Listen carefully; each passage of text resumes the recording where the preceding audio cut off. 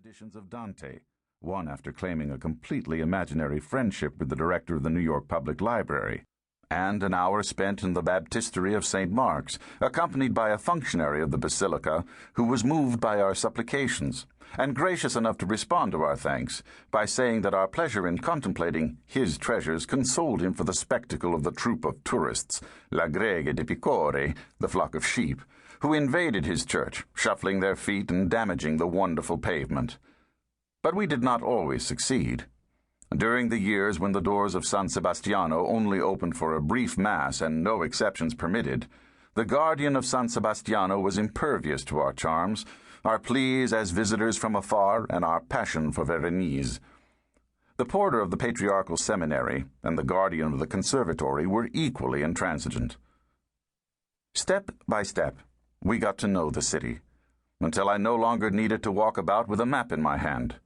First of all, I knew that, contrary to what I had thought to begin with, it is impossible to get lost in Venice.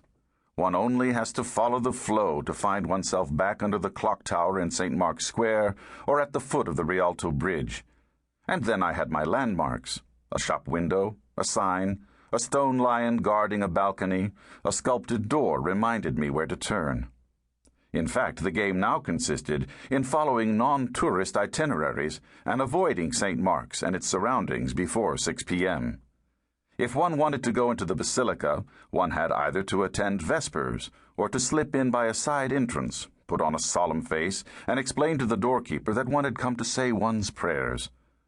The walk towards Santa Madonna dell'Orto involved discovering a silent Venice populated by housewives, children, and old people in slippers, and a stroll along the Cannaregio meant experiencing a more active, working-class Venice. San Francesco della Vigna, or the far side of the Arsenal, also offered campi, where passers-by walked with the quick, decisive step of local residents, expert at avoiding the flights of ubiquitous footballs. Venice had become familiar to us. Our first, slightly frenetic curiosity had been satisfied. Working in the afternoons, we always devoted our mornings to walking, was the sign that we were now at home in Venice. We had changed, but one of our principles had remained unaltered. We did not want to meet anybody. Trailing through the alleys of the city in a group while checking that everyone else was following, making appointments which were doomed to be missed because someone would make a mistake over the Vaporetto, the 7 has become the 82 and the landing stage has been moved, they would explain pathetically, while others would confuse the Gesuati with the Gesuiti, the Palazzo Bembo with the Bembo Boldu, or even the Palazzo Contarini with the Contarini Fasan, the Contarini Michiel, or any of the 6 other Contarini palaces, spending the evening gossiping or talking politics with friends we see all the time in New York or Paris, while one is absorbed with one's real or fictitious characters. No, we did not want that. Of course, it is foolish to think one can avoid people completely in this very small town. We were lucky to have an alibi in the charming person of one of our nieces who had settled in Venice. Any attempt to suggest a meeting was countered with, "I am so sorry, we are dining, or lunching, or taking tea, with Marie." So we continued to see nobody, except those we saw every day, and even twice a day. That is, the proprietors and head waiters of the restaurants we frequented.